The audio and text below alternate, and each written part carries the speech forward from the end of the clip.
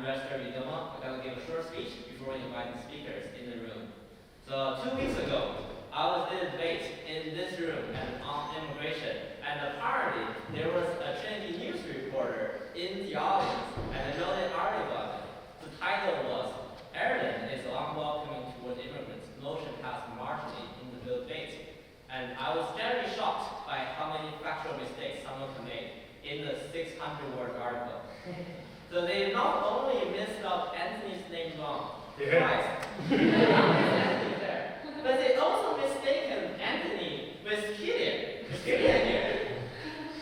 So Killian is roughly my height, white, with like some kind of like a funky hair. Like you can be colorblind, and you can still recognize the difference between Anthony and Killian. And apparently, the reporter also tried to summarize all 6 speakers, and somehow completely forgets this man named Tony from the second opposition on our side. Lastly, this newspaper described my entire 9-minute speech into one sentence, quoting a primarily academic speech, saying that practically every immigrant he knows in Ireland has a positive view in this country.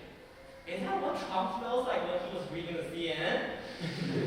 So, I wrote an email to the Trinity News office, politely pointing out all these issues, and kindly asked the journalists to drink less wine after the debate. However, I still haven't heard back from them yet. So I'm guessing the oldest student newspaper probably didn't expect anyone who actually read their paper. But therefore, to frame a positive media image for myself, I decided to do no more comedic speech.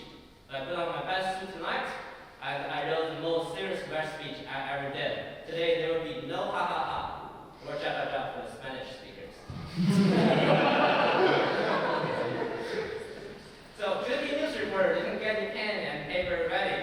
And before we move on to some serious business, there's some funny things I'd like to share. So last Friday, the Phil celebrated the 340th birthday. So we went to this pub where the society was formed in 1684. Like most kids in Ireland at that time, Phil was a result of an accidental pregnancy in a pub. Anyway, thank you guys. This society extended its legacy for another year. Another thing is some members in the Phil Council are doing a naked calendar. So I didn't quite get the concept, but apparently in this society, people are willing to pay to see me naked. I don't know what you guys do with the calendar, but if you guys need to check the date, you can look it up. We might have published in a few weeks. And lastly, I want to give a big shout out on the Phil's OnPad this week. So on Tuesday, we had Emma Dabira, a brilliant woman who shared her experience in African study and civil rights movement. Today we have Nish Kumar and Will Rachel. I know, you're probably asking, who is Nish Kumar? Apparently he's also a comedian.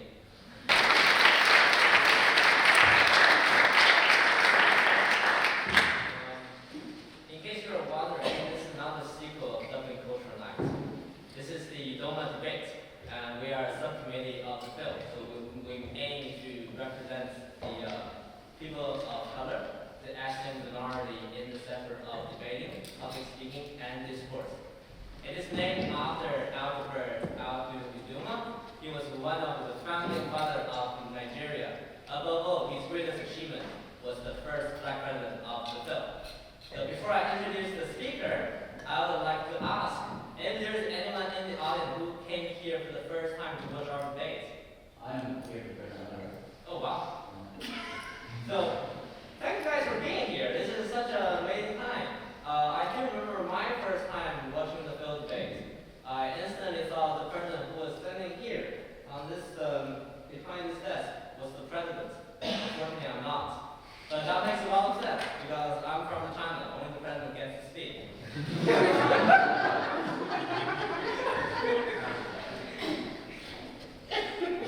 I think I said this is a serious speech I'm making today, so no ha ha ha. And I also remember how I joined Udoma. So by the end of my first year, I saw a Udoma public speaking competition. I signed up and I got the second prize. So it's not a bad result for a competition with 2 speakers. But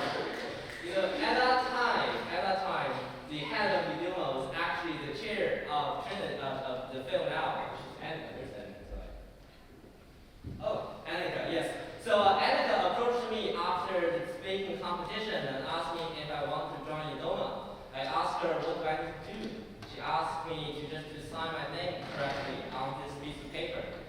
So as you can tell, the most important criteria to join Udoma is to spell your name correctly. Now let's talk about the debate. Oh wow, so the racial topic, my favorite. See, I actually didn't know that I belong to the POC, people of color group, before I came to Eric. People of color? I thought I'm just a bit dusty, you know? So I saw this word is pretty vague.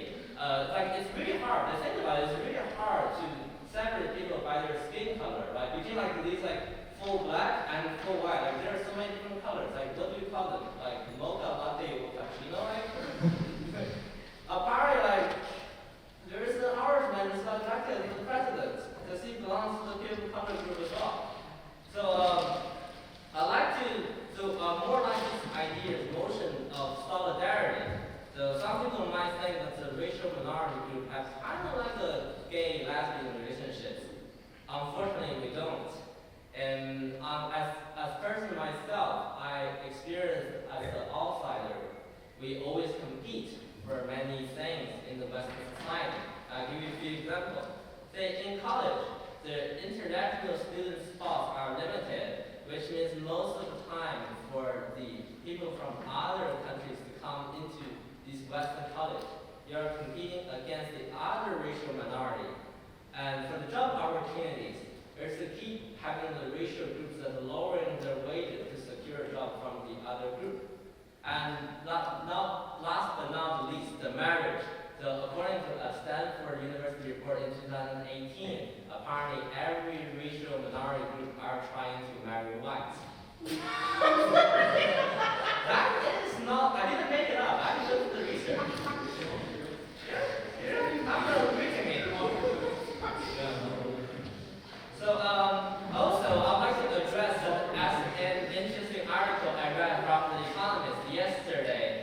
Trump got mass growing supporters from the Latino male groups. So as a fact, being an immigrant doesn't necessarily make someone emphasize the other immigrant people as well. Therefore, as a society, I want to throw this question to the floor. Is POC solidarity impossible? Now, before the debate starts, I would like to briefly introduce our speakers.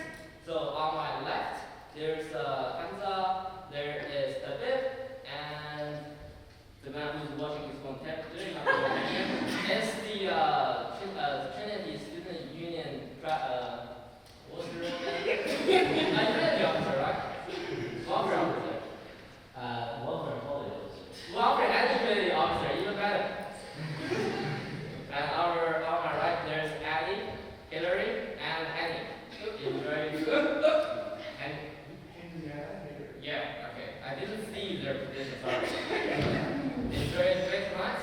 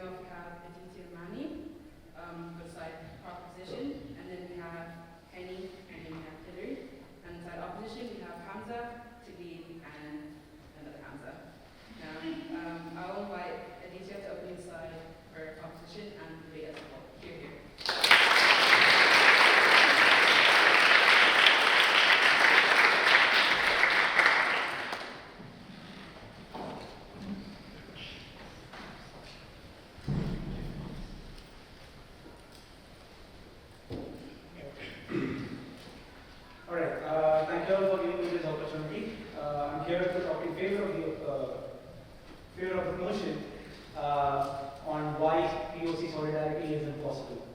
Firstly, let's look at the very definition of what POC is, which in my opinion is very abstract.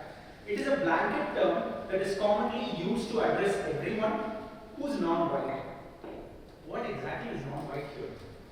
Let me come back to that in a brief moment. It tries to bring in a diverse group of people, making an assumption that all of the people who aren't white will go through or have gone through similar levels of racial discrimination while completely disregarding their cultural, individual, and linguistic disparities in them. As a brown Indian, when I first entered Dublin, I faced subtle instances of racism as well. I had this instance where me along with my friends, we had gone to house hunting and the house owner subtly asked me, "You don't look Indian enough, where you're from?" And then I had to remind him that India is not just, like people in India are of different, skin tones and they look different, and it's not necessary that all of them must be the same. It does make you a bit uncomfortable when you're being asked or when you're subjected to these subtle instances of racism. The caveat here is that the person who asked me wasn't a white person. He was from the Middle East. So the point that I'm trying to make is quite simple. Racism isn't fixed to any one specific nationality or race or any one specific community. People of any nationality can be racist, and this includes people of color as well. I've seen firsthand experiences in India where the northeast people of India, who are more closer to the China border, have features and they look more, more East Asian, probably because of their mixed ancestry. And every day is a battle for them, where they have to prove to their fellow countrymen that that they are a part of this country as well, and it is extremely sad that they have to go through them. Either people pick on your accent or they mock you for your English. These are all instances that have happened, and this happens irrespective of the race, and it includes people of color who do this as well. There could be 10 things common with other non-white people for the sake of it. But there are 20 other reasons that practically makes it impossible for people of color to be in solidarity with. Let's take the 1992 Los Angeles riots. What began as a protest against racism, and the LAPD eventually translated into something very devastating, where two minority communities in America were involved. And the loss that happened, or the damage that happened in Koreatown was disastrous. And the main reason is that in the eyes of some, the shopkeepers, who are of Korean, lineage, represented economic control, competition, and dominance over other shops owned by the black people there. Look at how Indian Americans overwhelmingly support for Donald Trump, despite Donald Trump's rhetoric that he's, against immigration and, against minorities in general. The entire Middle East that follows Sharia law will have no place, or they completely disregard people with homosexuality. They consider it to be against faith. And what you're effectively doing is calling these people who are extremely, just because they are people of color, and who are extremely in opposition to your values and your ideology, to be in solidarity with. The right-wing conservatives of the US, Pakistan, and China absolutely have no issues in Israel's contact, in Gaza, sorry. So are we to assume solidarity with them as well? This reflects something profound. Within minority communities, our cultural backgrounds and individual motivations and lived experience can and do pull us apart. Like it or not, we society, and we are constantly expected to hustle and thrive. American Indians will care more about who will help them get a green card than about women's reproductive rights or the Israel-Palestine war. And you cannot expect any sort of solidarity with them or from them. Because what we have seen effectively in these examples is that the sufferings of one minority group does not translate into unity. Instead, it highlights some deep-rooted tensions and cultural divides among communities in itself. So just to conclude, the idea of POC solidarity flattens our identities, reduces our stories, and assumes a unity that simply exists just because of the label. It's time that we acknowledge that just because we are non-white, that doesn't allow enough to be a binding force. Unity requires more than a shared label. It requires shared experiences, shared values, and the effort to bridge the divides that separates us.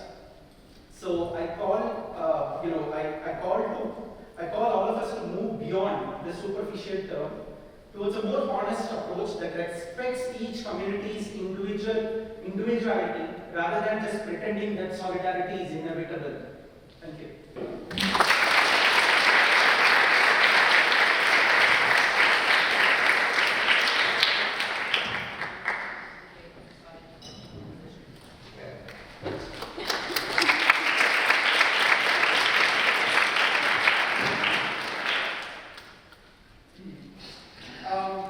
I'd like to remind this House of the true motion at hand, because I feel like Bob has missed the point.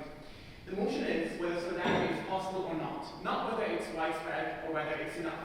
Even an ounce of solidarity would therefore invalidate the POC's position. But it's not my own speech. Imperialism has laid its body over the world. The head in Eastern Asia, the heart in the Middle East, its arteries reaching Africa and Latin America. Whenever you strike it, you damage it, and you start a world revolution. A quote by Hassan Kafi that I would like you all to hold dear while I continue with the speech. Tonight's debate is one that has been recently fueled by discourse and events of late. However, I firmly stand in opposition for this motion, and I hope that amongst my speech, you'll do the same. Ironically enough, while writing the speech after the US election results, I felt a bit shaky about my current position, especially after seeing all the hateful rhetoric directed towards Palestinians, blaming us for commonwealth loss, as if third-party borders actually made a difference. When statistically, even if you combine all third-party votes, commonwealth still lost due to Trump's unfortunate but decisive victory. This has made me a bit turned off the idea of solidarity. Can it be real, especially when people hold solidarity in a conditional format? But it can be real, because solidarity isn't just possible, but it's here. This is why in my speech, I'll outline a few main points that support my claim and rebut some possible arguments the opposition might have. These include the history of solidarity with POC, the contemporary solidarity, and more importantly, also the fact that POC's side can lead to hate and division amongst POC in a time in which fascism is rising in the West. So to begin, the history of solidarity with POC. According to the Cambridge University Press, solidarity between people of color is triggered when a marginalized group face similar struggles. So yes, a shared experience is needed for solidarity, but it doesn't mean that solidarity doesn't exist, because the reality of the situation is most people have shared experiences under shared and common enemies. Let us not forget that it was European colonizers that colonized most of the global south. It wasn't anyone else. That was a shared cause. More importantly than that, I'll discuss probably this conscious cases of immense solidarity between people of color. Yes. What about the Arab colonization that happened in large parts of North Africa? The Arab colonization, first of all, that was expansion, and yes, that did happen. In fact, it happened to my people as well. We were Arabized, but that's not the topic at hand. You assume that just because one hurt the other, that solidarity can't exist in modern times. Yeah. Yes, it can, and I'll get to it. So first of all, I'd also like to mention the fact that the PLO movement, for instance, had very strong ties with the Black Panther movement of the US. Would you call that not solidarity? When the PLO leaders of Yasser Arafat and the Black Panther leaders of Albert Lever met together, and Albert Lever shocked his party's support for Palestinian liberation, stating, "The struggle of the Palestinian people for their freedom and liberation from US imperialism and Staki's is our struggle as well." More so when the PLO movement had support from Nelson Mandela, including erecting a statue of Nelson Mandela in Ramallah, a city in Palestine in 2016. Would you call that not POC solidarity? When we stood hand in hand during the BLM protests, when Palestinians in the West Bank marched for BLM despite living under apartheid, knowing that they risked their lives for a cause that was not the one, would you call that POC solidarity? I would call it so. When Palestinians gave back activist tips on how to protest dealing with tear masks by wearing cut up onions in their masks, is that not POC solidarity? When Native Americans helped black people escape enslavement in the U.S., playing an incredibly important role in the Underground Railway, when they gave them sanctuary and taught them how to forage and what not to forage. Would you call that not POC solidarity? The side of the proposition would sit here and claim that POC solidarity is impossible. It is to deny all this history. It is to deny the people who risked their lives, the people who did die and give up their lives for being honored and remembered. It's to have their memories marred by petty grievances that we now have with each other. Frankly, the prop side of the House presents a weak argument has failed to address the reality of the world outside own personal grievances and online petty arguments. Let's also talk about contemporary solidarity. Because one may argue, that was back then. Things are different now, right? People are inherently more toxic now to each other, but that's not true. The difference is that nowadays, everyone has a platform due to social media. Every random agitator, every random extremist can pick up a microphone and start a podcast spewing hate. It does not mean that hate is spread or is widespread. All that means is that the loudest voice typically gets representation. When I think about POC solidarity, I think about how when I went to my first pro-Palestine rally and I saw all the faces in the background. I saw black people in that rally, I saw brown people, I saw South Asians, I saw Jewish people, I saw East Asians, I saw white people. Is that not POC solidarity? As a Palestinian, I'll tell you that is POC solidarity. No. When I went to my first Ireland Against Racism rally and I saw again all the different faces in the crowd from all the people from different ethnic backgrounds, chanting the same chants, was that not solidarity? That was solidarity. When Trinity College encampment, was it only Palestinians in the encampment? Was it only white people in the encampment? No, it was not. Is that not passive? Is that not POC solidarity? Is it not? Because that is exactly what it is. It's really funny too that this House would like to argue that due to our different experiences, solidarity cannot exist, when it is actually quite the contrary. For instance, I'll share a picture of how solidarity exists due to actual shared experiences. When we talk about the issue, for instance, of the DRC, the Democratic Republic of Congo, a common struggle there, and one of the main players that propagate the illegal mining operations in the DRC is Israel.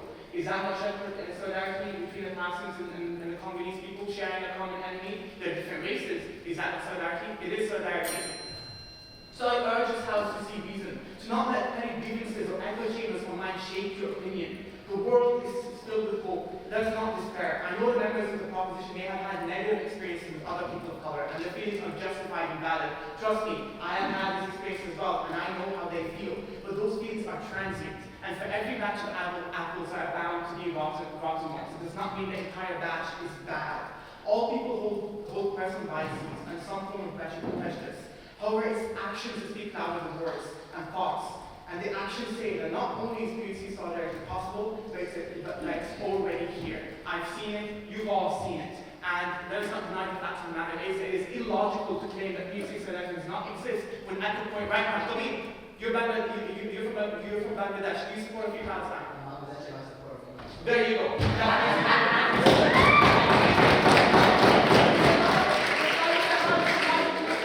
To support their argument is to simply their argument stands on defined objective fact. That's like arguing against water being clear, against the sky being blue, or sugar being sweet. You are arguing against an objective fact. It's nothing more than petty grievances. And besides, do you really want to trust someone who's wearing jorts that mean I'm sorry, I'm sorry, fashion song. Okay, whatever. Yeah.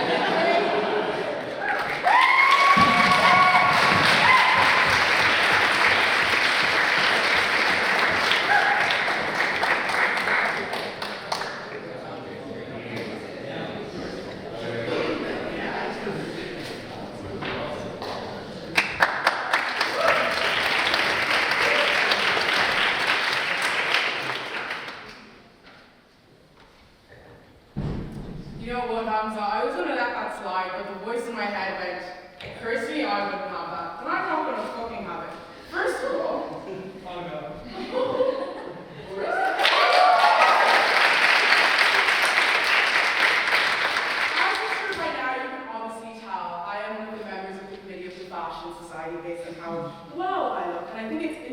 that I'm getting comments of what I'm wearing based on someone who's wearing basically skinny jeans.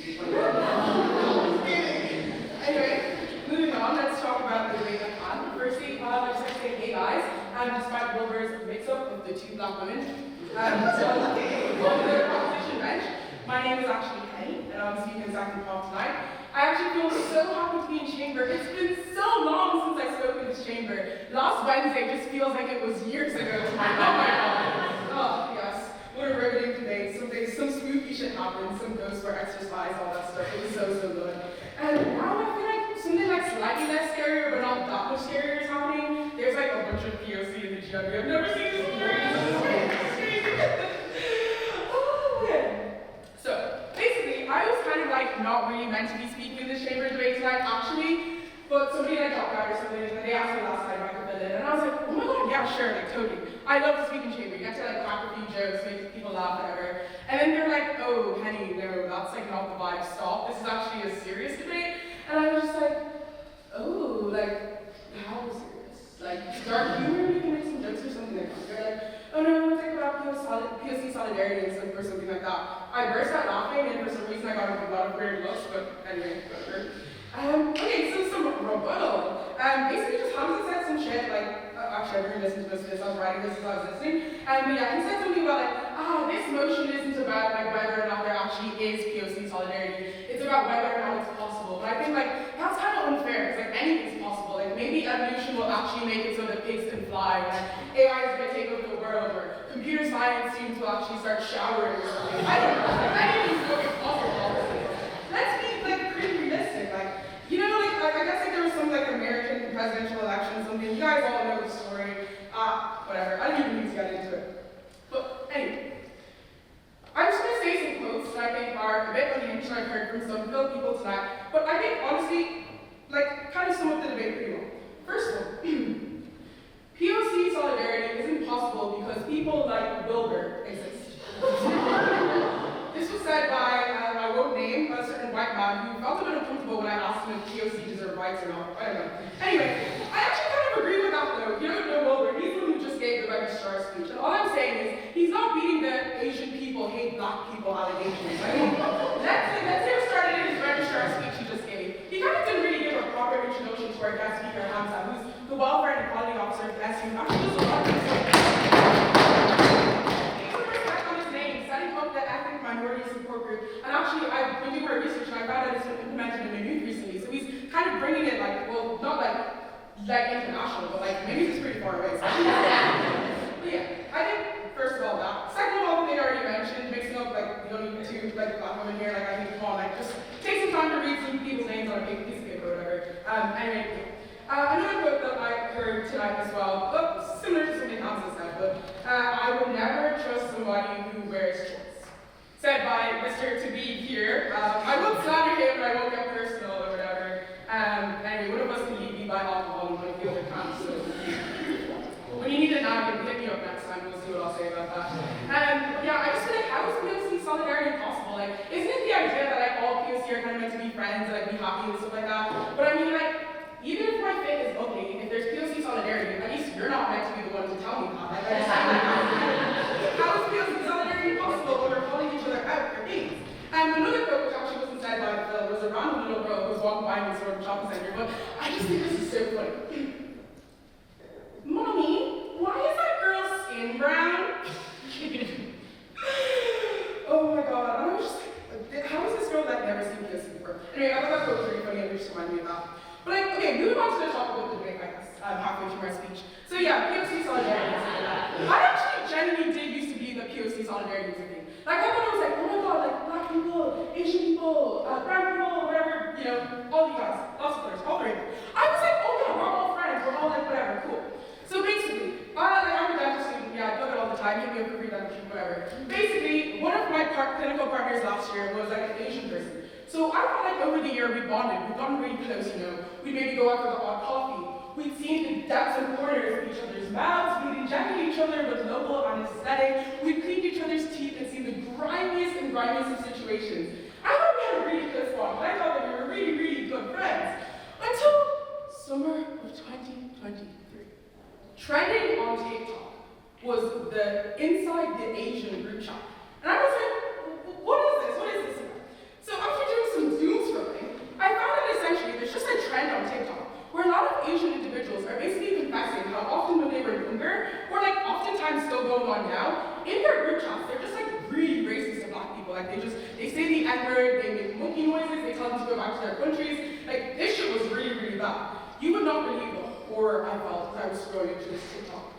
You mean the guy who cleans my teeth might think that I should go back to my home country? Like, it was a sense of betrayal that I never, ever felt. Needless to say, our next classes together were pretty awkward for the rest of the year, so I wasn't sure how to approach this. Another instance where I found out that POC solidarity could never be possible, and this one was a bit more heartbreaking. I used to think as a little girl growing up that if you ever walked into a space and you saw like another little like black girl or whatever, she would kind of like instantly be your friend or your sister or whatever. So once when I was about 14 years old in secondary school and we were made to do a group project, I was in such a situation where there was only one black girl in the group of 6. We met for our like first meeting, we decided to do our project together, like everyone kind of got to know each other. It was all nice, like everyone was doing their work. Then later at lunchtime, a few hours after the class, I decided to go and sit beside her at lunch because I thought like we were friends then. And she gave me the dorchiest look ever. Like, imagine like a South Dublin geezer gets on the red line Lewis or God forbid crosses the lake. That type of reaction. And I'm just like, oh hey, what's up? Like, we're friends now. And she was just like, why would I be friends with you? You're like kind of weird. And I was just like, oh my god. My heart was broken. Ever since the age of 14, I was way ahead of this mission. I knew that there was no such thing as POC solidarity. Maybe it's just because I'm weird, or maybe it's just because I like to wear shorts and other types of ugly articles of clothing. But I feel like if I'm not able to make friends with every single POC, then there's no such thing as POC solidarity. Thank you.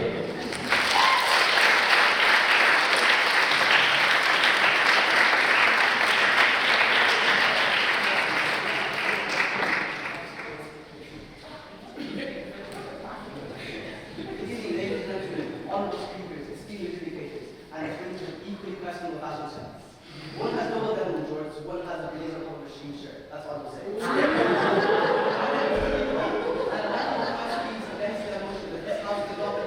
POC solidarity for a short story. I'm only a first year, don't know my beer food. And naturally, I went through the same experience that many first years go through. Walking into a lecture for the first time and feeling as if I'm going to drown. Transitioning from a school that's full of brown people to Trinity Law was an experience to say the least.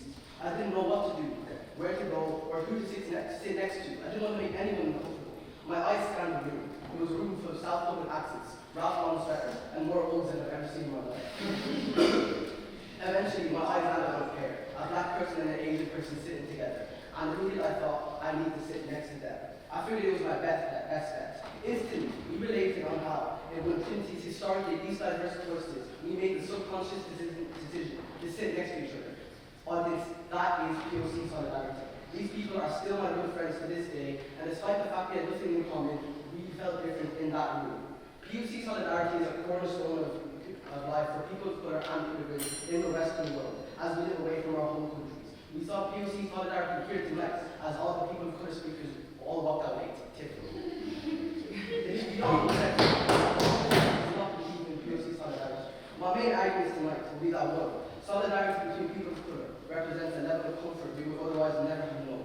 2. Despite the breadth of the term people of color, there is unity in our differences. And finally, POC solidarity has improved itself that it does exist in the fact that it is a tool to unite for change. First and foremost, I think we can all agree, solidarity between people of color is a powerful tool to not only fosters comfort, but gives us confidence where we sit at. We need to look no further than this very chamber and the Udoma subcommittee. In a world of discourse dominated by white people and tradition, Udoma was set up as a beacon of diversity and equity. We debate issues close to home, we discuss topics that affect all people of color, and we joke about dark humor that only people of color could get away with. Udoma is a prime example of how unity and solidarity between people of color is inherently soothing and empowering. It is our shared yearning and solidarity. It is our shared yearning, not solidarity at its purest. And of course, I cannot deny that we all share the struggle of feeling a little bit whitewashed. It's one of the things we talk about. It's one of the things we hear about. And it's one of the things that I'm also doing. To dismiss POC solidarity as impossible in a debate co-hosted by Udoma is a futile endeavour where we, ladies and gentlemen, are living proof. That only leads me to ask the pressing question: how can solidarity among young people of colour be possible when it is such a broad term? To that, only another question derives. Is it really a stretch to say that people can come together regardless of skin tone, culture, or country?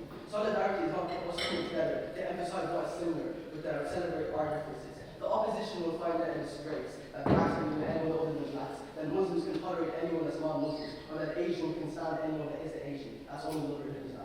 Ladies and gentlemen, do not be fooled by ideals rooted in separatism and division. We are all different, and that is why we must relate. That is why we must unite. And that is why POC and the West share one large thing in common, and that is the feeling of being different. The opposition highlights racism between POC, but what about support between POC? For every incident that an Arab is racist with South Asian, 5 Arab youths take in South Asian youths as friends, because they know that they are all they have from each other. This is not the truth. The truth is, POC solidarity is real, and it is everywhere we look. It is possible, and it is plausible, because we embrace and cherish the fact that we are different. It is our greatest strength. And we can come together and unite, knowing that if we are going to stick out, if we are going to stand out, we might as well do it together. And this only brings me to my final point, that people coming together, standing shoulder to shoulder, based on the colour of their skin, based on sticking out, should not be deemed impossible. And we have proven throughout the course of history that time and time again, solidarity is a battering ram which brings about change. How can one say that true solidarity is impossible when history has taught us that solidarity between ethnic communities has become beacons for change and social progress? When George Floyd was brutalized in Minneapolis for the crime of being black, Muslims from across America united in Times Square to pray and protest. When Martin Luther King persevered under the might of the Montgomery police force, it was the Hasidic Jewish community which funded him and marched alongside him. To paint the pathetic argument that POC solidarity is impossible is a slap in the face to the rich history of what is strengthened unity. The same argument has been puppeted by organizations across the world, just to mention the CIA. They have fought for decades against unity. Previous Malcolm X has highlighted this. They have highlighted that it is only through the solidarity of the marginalized that change has ever been brought about. Like all the other groups that you're talking about, like voting for Trump, like please give actual arguments in the debate.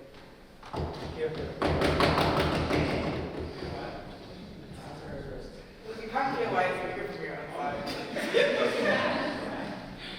Well, Trump was an odd case this year. He used populism to appeal to every group. He tried to diversify the scene. So in 2016, he lost popular vote. This year, he won the popular vote. Every major demographic he voted for. That's not representative of the whole world. It's not representative of the truth. He used populism and economic thoughtful arguments to appeal to all groups, regardless of race. This is not an issue to do with race. Solidarity between people of color should never be sworn off. Not as good as when it is our greatest strength on all fronts. Ladies and gentlemen, as we draw to a close, let us recognize that POC solidarity is not only real, it's essential. It is not a bond limited to shared backgrounds or superficial similarities, but one rooted in shared experiences, mutual respect, and a collective resilience that transcends our backgrounds. This solidarity provides the comfort, the confidence, and the unity needed to navigate a world where many of us still feel like outsiders. We stand today here as living proof that POC can enjoy solidarity. We can celebrate our diversity, and we can take action. We can find a source of strength between us rather than division.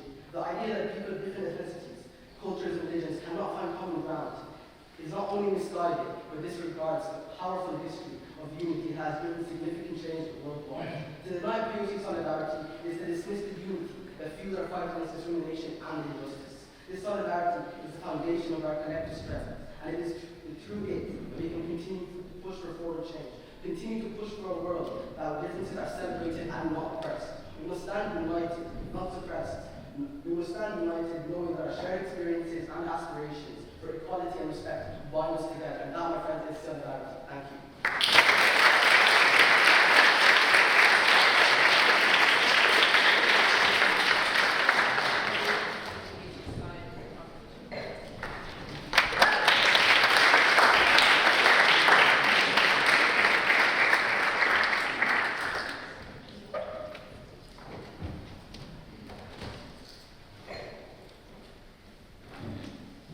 First, I'm Tommy. This is my first debate this year. This is my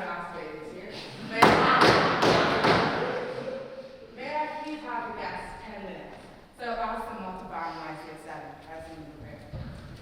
First clarification, I got this shirt from Depop. The original buyer got it from Shein, and I have the receipts to me, but I will show you them afterwards, okay? I feel like if anything that he said was true, tell me why every single minority voted majority for Trump. The only place that Kamala Harris won majority was in black women, 95% of them voted for her. 75% of them also voted for her. I can't say the same about any other minority group that's sitting here today because all voted for Trump. And I can't say the same for white women as well because they voted majority for Trump. But unfortunately, Liz is not here, so I won't get into that. Because I assume for every other minority here that they see themselves closer to a convicted felon than a black woman. Scary. I have some rebuttal, but this is a question. Put your hands up here if you're not white. You see all of your countries, black people put your hands down. All your countries have their own version of the N-word. So don't tell me POC is all I went to Vietnam last year, and they're calling these slurs in their own language. I'm like, this is right. Black people have an N-word. They called me it. And then they want to laugh here and say, we've had a couple bad experiences. Nah, bro, I just interacted with the majority of people in society, and I'm a black person. They don't like us. Why they not like it's like what Dr. Umar said? What can we do to make those people hate us? Because I need to find out what they did. I'm actually, though, not happy to be speaking in this debate at all. Because I believe this debate in its entirety, no offense to the speakers, is a cop-out for the bill. We're not racist. We have one Udoma debate a year. Despite the fact that when you go on their Instagram, majority of the speakers that they've chosen every single Thursday have been white. And I know because other people of color come up to me, it's not like they're token POC in the film and ask, when do I get to speak on Thursday? I say, I don't know, that's for the white people. Sign up for the Udoma debate because they don't let you speak unless it's on the rest. I know all these other speakers have also signed up for those debates, but they were saved for this one because this is the Phil's photo opportunity to disprove the university news articles that were written by as well as that, all other Phil Thursday debates have 8 speakers. I would know because I was told I have to organize this debate for the Udoma and pick some speakers. I had 8 talented and brilliant people of color, even more that were willing to speak today. But I was pushed by some reason for Team Step to only opt for 6 speakers. I suppose I didn't want the white people to have to listen to too many of us droning on. So here we are, the 6 speakers. You could have had 2 more extra fantastic, brilliant viewpoints tonight. Or the fact that my good friend Hamza, who spoke on first opposition, worked really hard on an awesome graphic for this debate with the Udoma. But at the last minute, that graphic was swapped because it wasn't eye-catching enough for the film. It wasn't worthy what Udoma and the people of color had to say and what they had to put their effort in. And then they're looking at me like, Hillary, you should be happy with the breadcrumbs and happy that you're allowed to speak. Now I'm an angry black woman. You're getting it. Well, in this debate, the ACS committee, for all of you guys who don't know, because I'm also on that, but I don't know if people know, the Afro-Caribbean Society, despite the fact that the Philippines never tried to reach out to them in the, 180 years of existence, was sent an email today that they should show up, because I suppose it's good to have like black people in chamber for once when you're speaking about this, but it's because they obviously didn't want to, for obvious fucking reasons. But I just won't be here for the photo opportunity and for the Phil to glorify themselves.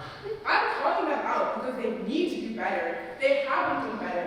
And honestly, read Gabriella Fulham's article. She explains more. But it's popped up within the Phil Council, and that does exist. Because being passively racist isn't enough.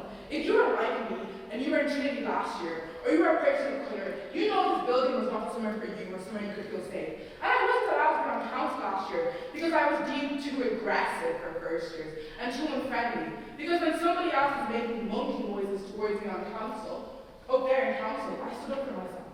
But I can't name their names to this very same people who are on your council. But do with that information what you will. I have a love-hate relationship with the film. I think there's a good potential for discourse. There's a good potential for pushing boundaries. There's a good potential for having the arguments that we have today. But when you do them in the ways that you do today, when you disrespect the speakers, when you don't take time to hear everyone's saying, who came here today to make the chamber a better place, when you deny our practice, when you don't let us have our speakers, then you can't have us here at all, and then we're going to be happy, and we're going to take your cake, and sit here, and be so happy that the bill has invited me here. I don't give a fuck. I said it's my last chamber. Don't have me here ever again. I don't want to be here ever again. Because I'm not going to allow myself to use as a placeholder for the bill to vocify their shitty actions. I spoke to Hamza about this last year. I spoke to the CSC about this last year. There's a big problem and it needs to change now. On to the debate.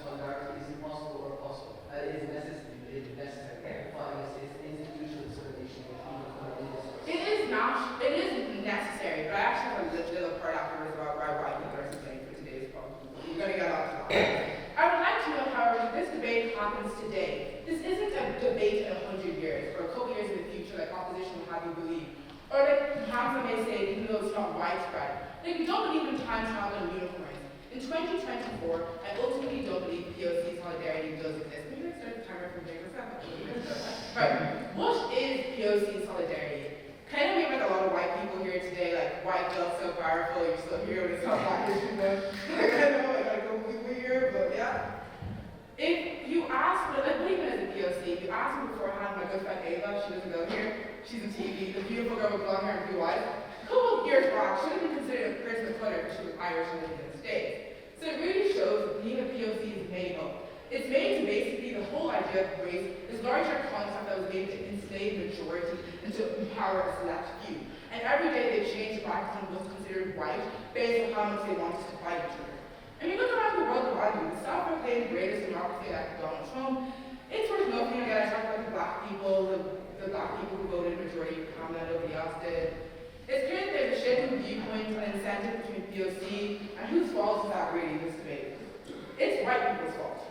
Hear, hear? Because they are so good, I don't know if anybody else is they are so good at racism, they have us doing it to each other!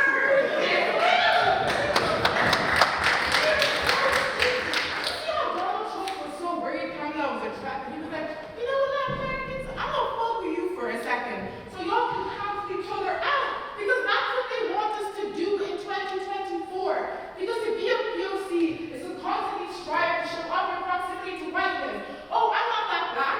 I'm actually not a fox rock. I'm good at you. We're all stout to believe there's a scarcity mindset, where there probably is, because in Phil there's only one POC every week. There's only one POC elected to maybe some society or elected to the auditor of like JP Morgan. So we're constantly fighting against each other, and we're internally fighting. Trust me, I've seen it happen. The fact that even things like Arab colonization, which the first times they tried to gloss over, happened, and it's still been destroying parts of northern Africa till today, but hasn't been addressed. These communities are still hurting. These people are still inflicting. How can we come up here and really say that POC solidarity exists? Because yes, I know white people are bad and have enslaved others, but so have other people of color. I mean, it's good that we recognize that, because without recognizing that POC solidarity doesn't exist today, it doesn't mean that in a couple hundred years, I won't be sitting with my fellow brethren in opposition. I wish I was there, but unfortunately today, we have to recognize that POC solidarity isn't quite there yet.